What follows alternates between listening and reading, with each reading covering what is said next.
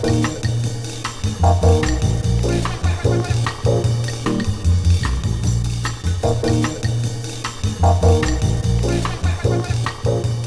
Giles and I were founders, and we started, the business started in 2002.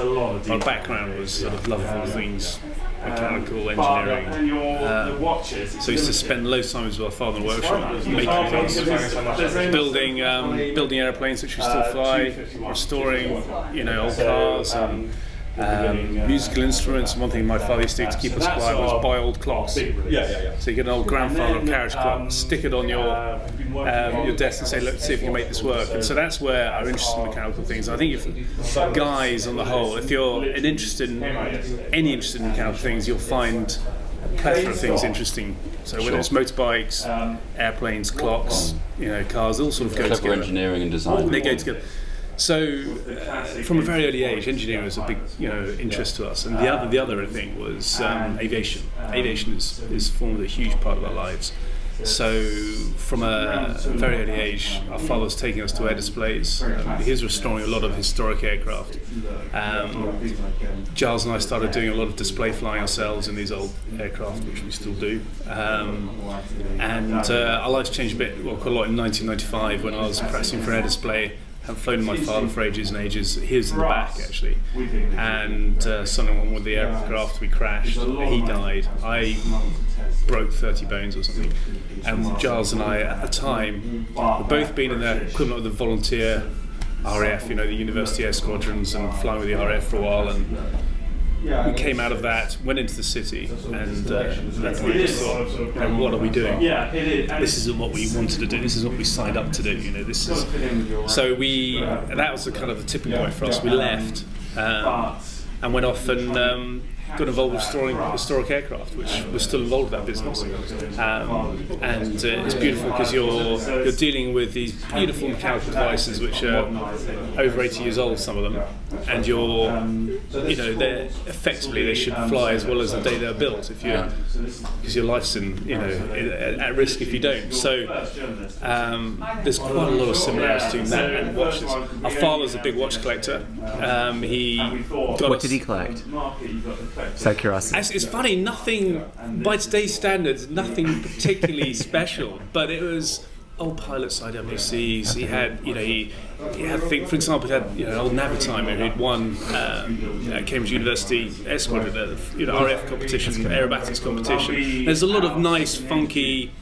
There's old Jaegers. There's lots of things that he found. And that's the nice thing about watches. There's no right or wrong. It's what you, and this is the thing. It's with any forum, any newspaper cutter, whatever. Everyone has their own view, and that's what the watch industry is about. Okay, so you're doing the whole restoring old aircraft. When did you suddenly wake up one morning and go, let's do some watches? And then in 2002, so 4 or 5 years later, Giles and I found this opportunity to set up we'd always wanted to do it. But it was getting the right opportunity, and we found this workshop in Switzerland, just a space, and we literally set up from scratch in 2002. We told our wives it would take a year and a half to make a first watch. 5 years later, we still hadn't launched 2 divorces, and still hadn't launched the first one. So we eventually got to the stage in 2007 we were ready to launch, and that's what we did. We had a very, very clear idea of what we wanted, and there's an incredible history of British watchmaking. History of British watchmaking. Well, it was leading the Swiss watch industry, wasn't it, before it kind of handed it over? Up to we got more interested the interwar years building aircraft,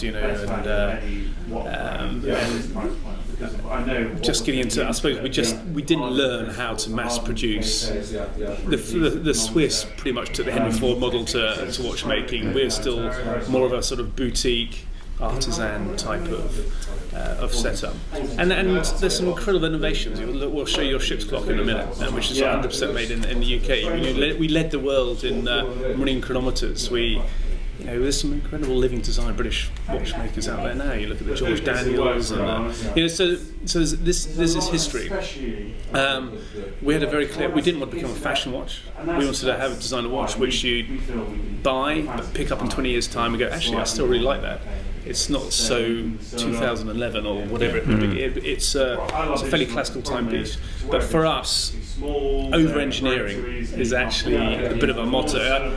Tested beyond endurance is the other one. It's everything we wanted to do had to be beautifully made. And for us, if you're going to spend £2.5, £3 upwards £1,000 on a watch, pick up a Bremont and go, actually, I can't actually see a better watch out there in terms of value for money.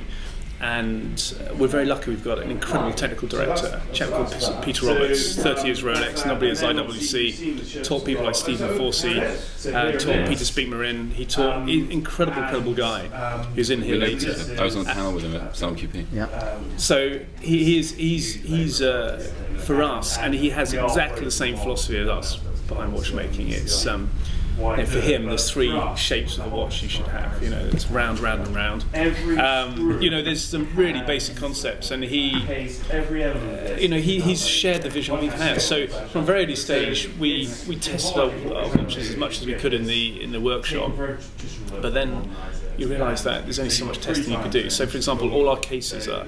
Half our watches assembled in the US. I've just been to the US, Switzerland. The other half in the UK, and things like our cases. All our steel is 9 times more scratch resistant than normal stainless steel because we all have hardened in the UK. Special plant that they treat jet turbine blades for Rolls-Royce. How does that compare to something like the steel that Rolex used, for instance? Was it much 904L? Yeah. Much. It's harder and it's more scratch resistant. So you'll wear a watch for 6 or 7 years of ours. I mean, I've got some of the old prototypes, and there's no, these little small scratches. You just don't get that. Microscope. Sure, if you whack it with a hammer, it's going to dent. Oh yeah, stop. Thanks for me. But it's different because we diffuse it with carbon at high temperature, and it's a cost. Every watch we do is chronometer tested. We finish the movements in Switzerland ourselves. All our cases are specific triptych size, so they're all 3-piece cases rather than this is a 1-block case. Who does the design? Do you? Giles and I do the initial designs, then we work with. We'll come up with the initial, pretty much hand drawings of what we want, and then it will go off to our technical team, who then transfer that into initial, I suppose, computer images, and then go into the technical drawings, which get off to me, to the case manufacturers. So we're starting to make our first cases in the UK, which is very, very special. So we see ourselves very, very much as British. The name Bremont, when we started the brand, if you walk through the hall here, you'll see a lot of brands trading on a big history, which isn't necessarily there. Of course, they set up 150 years ago, but for 100 years of that, they haven't been. They were dormant, yeah. They're dormant, and we didn't. We very much wanted to have that passion. We started a brand and saying, actually, this is our brand. We know what the philosophy behind the brand is, and so our surname's English, which having an English watch manufacturer. Did you consider calling it English watches? Trademarking would have been slightly different, and also it's probably slightly corny. I think people have missed the point. Definitely, and you'd had to explain. So Bremont, the name, everyone else knows where the Bremont name came from. That came from a flying trip my brother and I making a couple of years after my accident. We were flying down through France in an old German biplane, and we force landed in a French field. And you do that in the UK, and you buy the farmer a bottle of whiskey and take his wife for a fly, and everything's cool. In France, they get quite bureaucratic about the whole thing, and want to investigate why it happened. Is it safe to take off? Perhaps it's not. You should take the wings off the airplane. We should transport it to a proper airfield. So we landed there, and this guy came to help us. And he was a 78-year-old wartime pilot called Antoine Bremont. We stayed with him for 2 or 3 days. He reminded us, because our father died only a couple of years beforehand, he so reminded us of our father sort of 30 years later in his life. So and that's where the name Bremont came from. And do you have to pay royalties? How does that Unfortunately, well, luckily not. No, he's 78 when it happened, so he saw us design the first few watches very, very briefly, but then he's no longer. But he did know that you'd named it. No, he didn't. Yeah, would laugh. Laugh about it. So it's not Antoine Bremont watches, but it's certainly in tribute to him and I guess our father really. Yeah.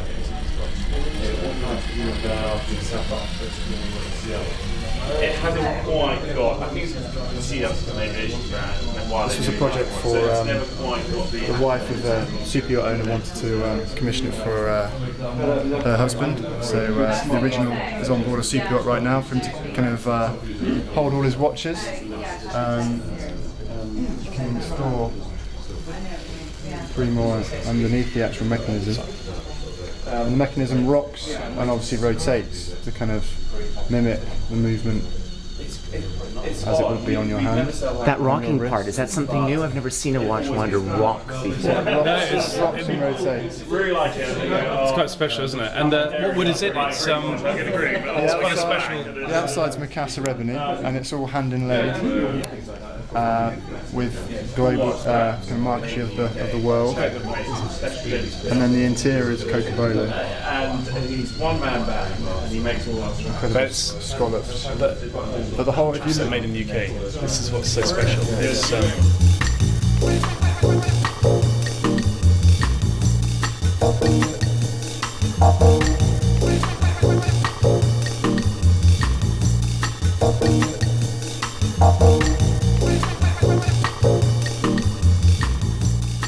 Thank you.